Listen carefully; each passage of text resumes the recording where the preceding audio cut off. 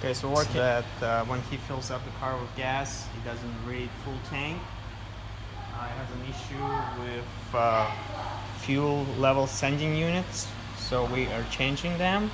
This is the reserve sending unit, and this is the half to full tank. Also, the cars have an issue with the upper portion of the sending units. They crack because of the ethanol based gas that we use in California, and it's a very common problem.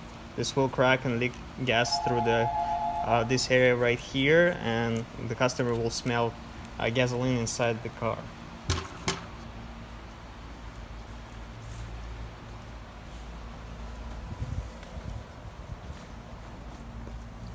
To do this job, the seats have to come out, and both upper portions of the gas tank has to be taken apart, and the gas has to be drained, and then we have to get in there and change the sending units, which are all the way on the bottom of the tank.